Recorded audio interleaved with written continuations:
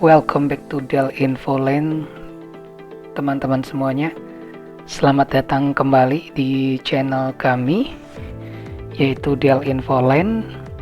Oke, hari ini, di video kali ini, kita akan mencoba melanjutkan seri video kita ya, terkait dengan data collection, di mana kita akan mencoba untuk mendownload data SRTM, Shuttle Radar Topographic Mission. Kita masih menggunakan situs USGS untuk mendownload data tersebut. Baik, buat teman-teman yang belum mempunyai akun ataupun belum melakukan registrasi di website USGS ini, bisa menonton video kami yang terdapat di link di atas, yaitu bagaimana cara mudah mendaftarkan akun di USGS ini. Karena kenapa? Ketika kita ingin mendownload data yang bersumber dari USGS ini, kita memang diwajibkan untuk mendaftar terlebih dahulu. Jadi pada saat kita mau mendownload pun kita harus login di website ini. Seperti contoh ini tandanya kita sudah melakukan login. Nah, bagaimana cara melakukan pendaftaran, kemudian bagaimana cara kita login. Nah, itu bisa diakses di video kami yang bertemakan cara registrasi di website USGS ini. Baik, di video kali ini kita akan mencoba mendownload data SRTM, di mana sebagai boundary-nya itu atau pembatasnya untuk download data atau selecting data citranya itu kita menggunakan shape file di sini ya. Jadi bukan lagi geocoder.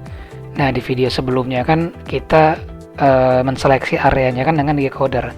Nah, sekarang kita coba dengan shapefile. Nah, perbedaannya seperti apa? Oke, kita nanti akan praktekkan. Sebelumnya, mungkin di video terkait dengan downloading data Landsat 9, itu di sini memang untuk penggunaan shapefile ini dibatasi ya untuk poin di sini maksimum poin atau vertex kalimatnya seperti itu. Di sini ada maksimumnya itu 500 poin dan juga untuk size-nya pun dibatasi. Nah, kita coba lihat contoh data yang akan kita gunakan untuk boundary-nya ya. Nah, kita akan coba download itu di wilayah yang sama di Bandar Lampung. Nah, oke, baik. Di sini untuk data boundary ini ada dua jenis ya. Yang pertama shapefile sederhana ya untuk boundary-nya. Kemudian di sini ada shapefile Bandar Lampung, di mana dia lokasinya, lakukannya itu sesuai dengan batasan aslinya. Oke. Coba kita lihat dari jumlah vertex-nya. Kita lihat di sini ya, ada berapa jumlah vertex-nya untuk yang boundary ini. Kita coba klik. Nah, kalau misalkan kita lihat di sini hanya sedikit ya untuk jumlah vertex-nya. Sekitar ada 18 vertex. Nah, coba kita bandingkan dengan yang Bandar Lampung. Nah, untuk yang Bandar Lampung ini kalau misalkan kita klik, wow, sangat banyak sekali ya vertex-nya. Kalau misalkan kita lihat di feature-nya itu ada ribuan vertex di sini. Oke ya, itu dari segi vertex-nya. Yang pertama untuk boundary ini tadi jumlahnya itu hanya belasan ya, 18. Sedangkan untuk yang data Bandar Lampung ini vertex-nya luar biasa ya, sangat banyak sekali, sampai ribuan. Oke, kemudian dari segi vertex kita coba sudah lihat. Yang kedua kita coba lihat dari size-nya, ukurannya. Kita coba bandingkan di sini ya. Nah, ada dua data yang tadi Bandar Lampung dan juga boundary, di mana syarat untuk mengupload boundary di website USGS ini memang datanya harus dibentuk dalam zip atau dikompres. Makanya di sini ada dua file zip ya, boundary and Bandar Lampung. Jadi kalau misalkan kita berbicara shape file itu kan tidak terdiri dari hanya satu file, akan tetapi dia terintegrasi ya dengan file-file yang lain seperti ada CPG-nya, ini ada database-nya, kemudian ada projection-nya, kemudian ada file-file yang lainnya. Nah, ketika dibuka isinya file-file ini. Begitupun dengan boundary ini sama. Nah, kita lihat size-nya untuk Bandar Lampung, dia hanya 32 KB. Nah, sedangkan untuk boundary ini hanya 8 KB. 8,18 KB. Nah, untuk size ini karena menjadi syarat ya ketika kita ingin mengupload boundary berupa shapefile maupun KML di website USGS. Nah, kalau misalkan kita lihat di sini, kita coba klik ya di website USGS ini. klik KML or save file upload. Nah, di bagian sini kita klik drop down and klik save file. Kemudian di sini kita pilih select file. Nah, ini tempat penyimpanan yang tadi. Kita coba masukkan yang pertama itu Bandar Lampung. Kita klik ya di sini, kemudian kita open. Apa yang akan terjadi? Dia uploaded but fail. Kenapa? Karena katanya please limit your save file to one polygon or polyline. Karena salah satunya tadi ya, vertexnya untuk yang Bandar Lampung ini kan ribuan, jadi melebihi limit maksimumnya yaitu hanya 500 poin. Nah, kemudian kita coba upload data yang kedua. Choose boundary. Oke ya. Kita klik open, sama ya, uploading juga and uploaded, and nah langsung pindah ya di sini ya, dia langsung menuju ke lokasi koordinat.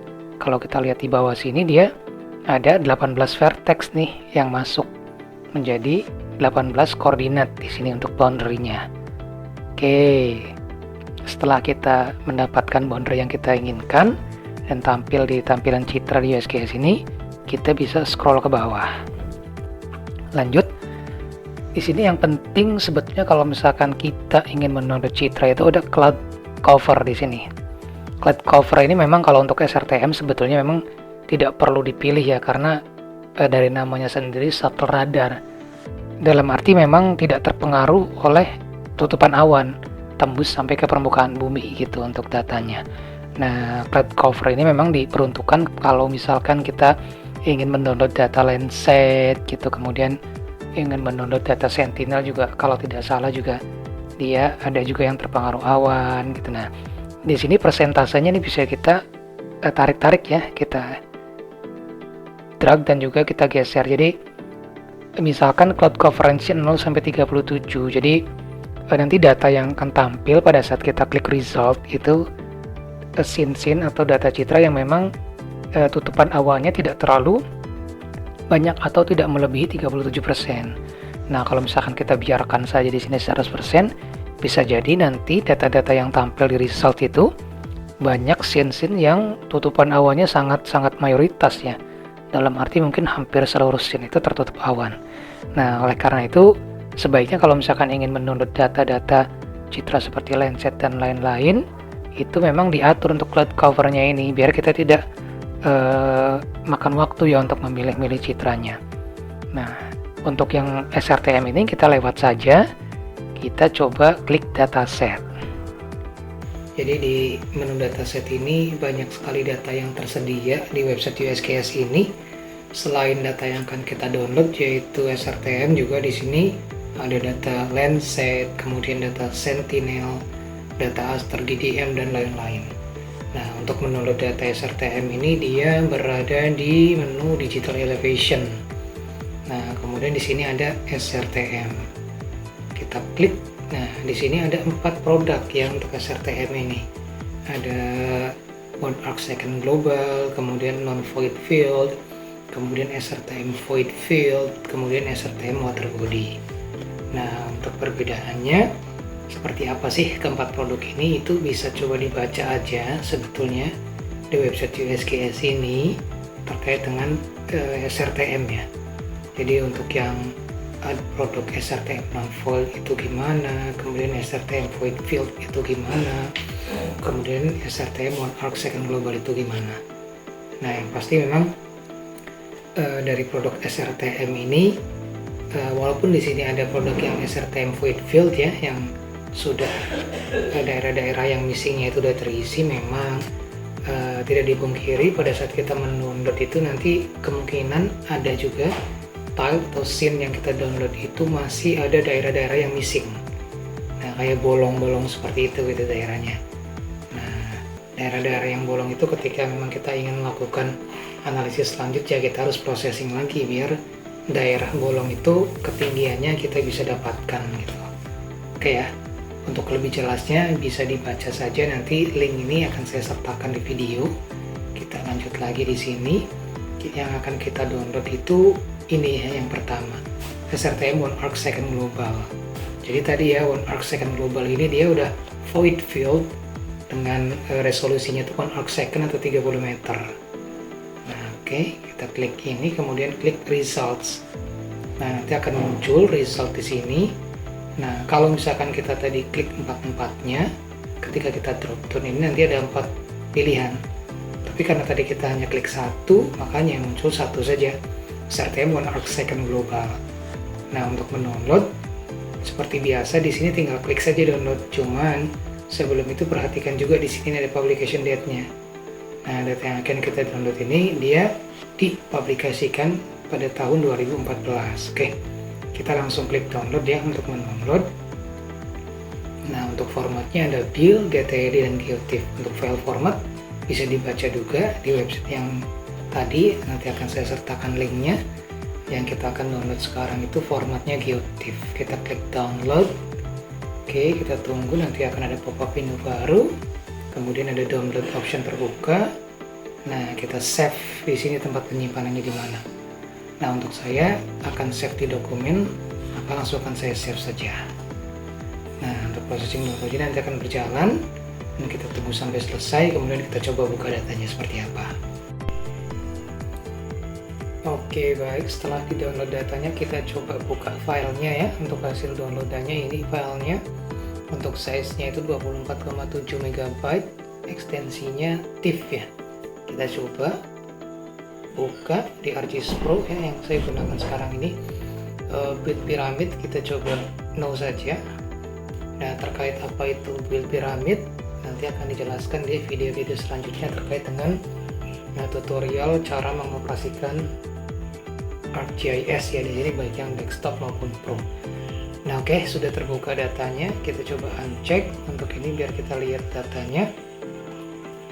Nah, yang dimaksud jenis data yang ada void dan non-filled void itu ini nih. Adanya area-area yang katakanlah missing di sini. Jadi ketika ada area yang missing ini kan pada saat kita melakukan analisis data itu kan akan sangat menyusahkan kita ya.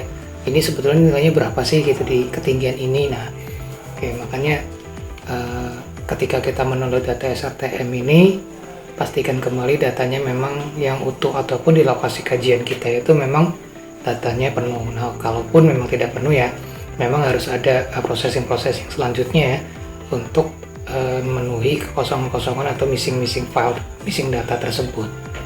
Nah, seperti ini tampilannya teman-teman untuk SRTM ini.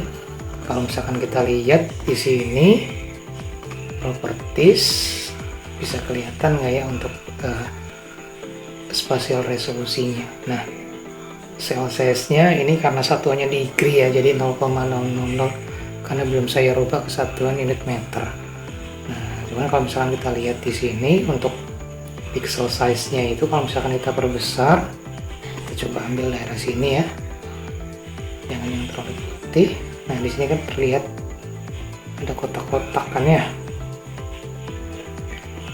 Nah, kotak-kotak ini, satu kotak itu dimensinya itu 30 meter.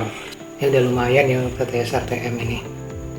Oke, baik, mungkin itu video kali ini.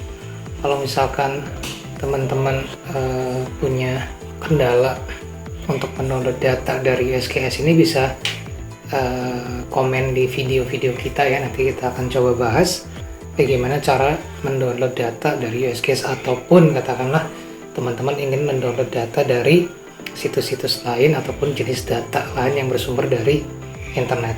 Nah, oke, mungkin untuk video kali ini saya cukupkan sampai di sini. Terima kasih banyak. Jangan lupa klik subscribe ya, kemudian like videonya, dan juga jangan lupa nyalakan notifikasinya biar selalu mendapatkan video-video terupdate dari kami. See you.